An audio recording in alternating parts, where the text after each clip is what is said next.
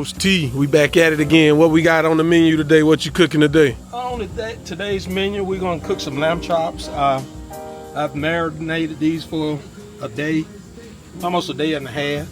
And the first thing what I'm gonna do, I'm gonna put them on searing first. It's briefly searing. How long you been eating lamb chops? Probably about 3 or 4 years. When you first had them lamb chops? When you introduced me to them. Nah, where we was at? You gotta tell me. I don't know exactly where we were when I was first introduced to lamb chops by my son Sydney.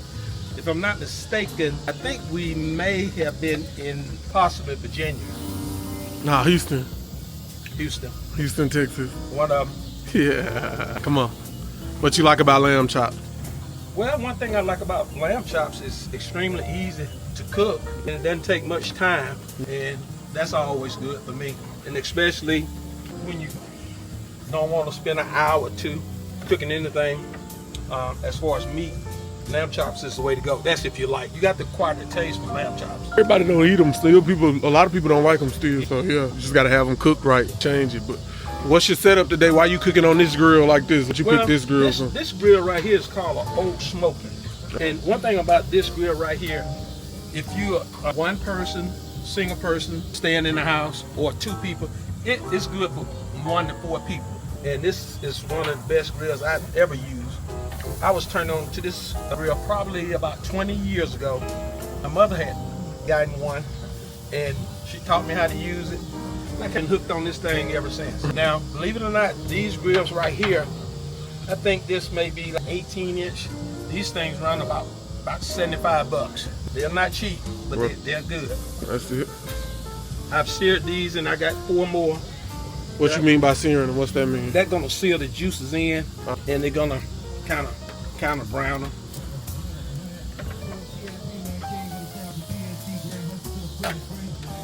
You stay hydrated around the grill all the time. You drink a lot of water?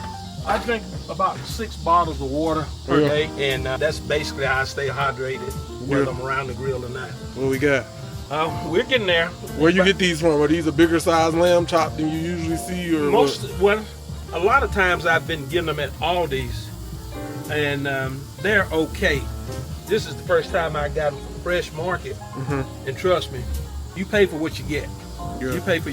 I can tell the difference in the quality and everything, as far as opposed to the ones at Aldi's. Not knocking Aldi's, because I go there all the time, but I'm talking about the lamb chops now.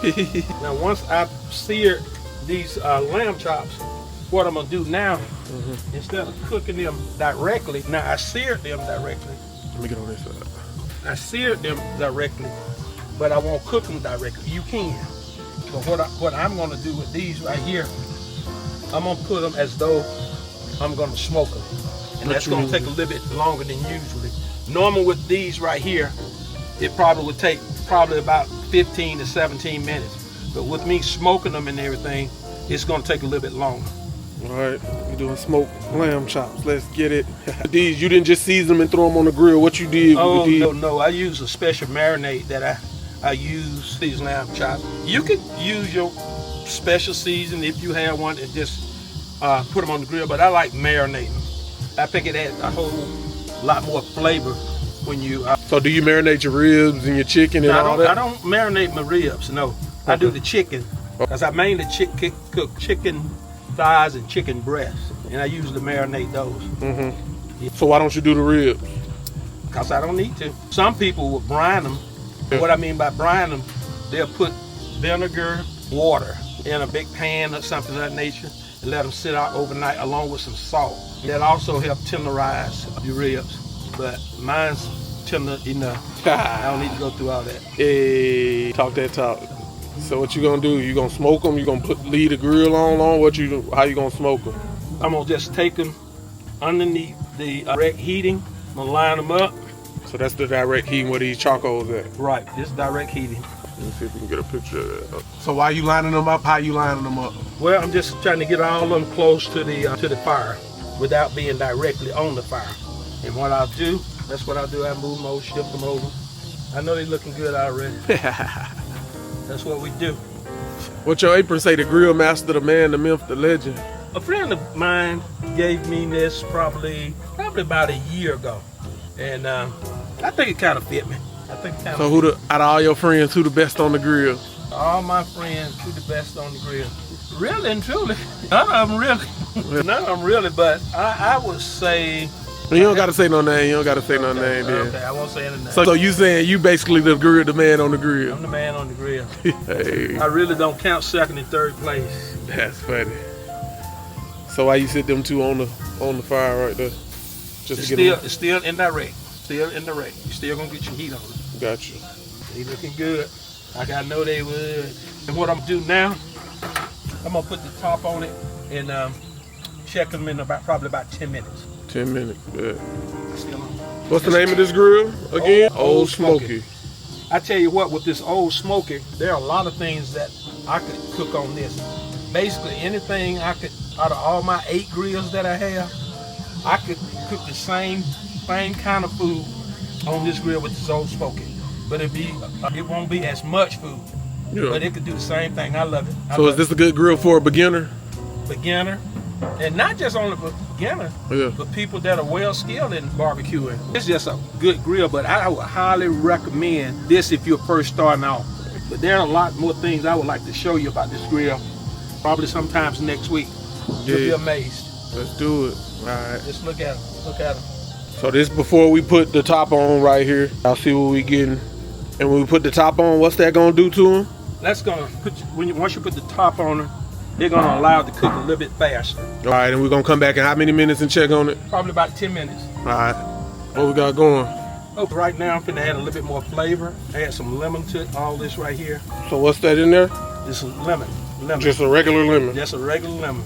It adds flavor, and it also helps tenderize too. So this after about 10 minutes on there? Right. 10 minutes. Flip them back over. Do the other side. We should be ready to rock and roll. So what's the best way to learn how to cook something that you don't normally cook? I think the best way, in my opinion, if you're gonna grill something, I think the safest way is to keep you from burning the meat up. So I think the best way is to smoke it by adding your fire to one side and your meat on the opposite side. That's the easiest and the safest way. Smoking. Here we go again with the lemon on the other side. Cooking with Coach T, baby. It's fire. What you like most about cooking? Eating it. Eating it after. That's what I like most about cooking. And plus, just like I was telling you the other day, it's very therapeutic for me. How many times a week you think you grill out? At least about 3 times a week. 3 times a week. And it's mainly on this grill right here because mainly it's me. So I don't need to cook a whole bunch of stuff, and it's just for me because I end up wasting it. What you think about a lot of people, they overeat or eat too much food? They do. They see it, they eat it. A lot of times people are not hungry, but they just eat it. You gonna put the top back on it? It's done? Oh, what you got there? I got my thermometer, and we're looking for medium rare for him, for my son Sydney, not his dad. What you eat them at? Well done. 27. So what's this thing? What you checking the temperature for? What is the temperature thermometer thing do? If it's 125, it's medium rare. That's it. These are about ready to go. Let's do it. So what's important about the temperature? Do you cook with a thermometer or you can do it with the eye? Well, I can do it with the eye most of the time. Most of the time I can do it with the eye. But if you not accustomed to it, it's best when you get a thermometer. You know, I try to present these learning tips to folks that pretty much that are beginner, and by using this thermometer, it's safe. We ready to rock and roll. So they good? Yes, sir. All right, taste you some. Let me know what they taste like.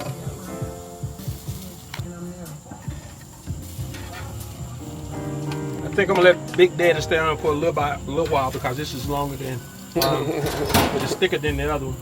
But just take a look at it. Yes, sir. Take a look at it. What you call it? What kind of marinade you put on these? That's my own secret sauce. That's it. That look good. All in there. Still got this one on there. That's a wrap on it today. We're gonna taste it and let us know how it tastes. Yes, sir. All right. Taste test. What we doing? We done bit one already. Let's see. Well, tell us what it tastes like. It tastes all good. What you give it on a 1 out of 10? I'm gonna give it a 10, not a 12. I'm gonna give it a 10 this go round. Yeah. How long you marinated them for? For a day and a half. Yeah. Day and a half. Took your time with it. Put it down on the grill. So you smoked them. This is smoked lamb chops. Half smoked and half grilled. Half smoked, half grilled lamb chops. There you have it. There you have it. Got Coach T on the grill, giving you lessons, giving you game. And there it is. And we out. It's time to go enjoy this.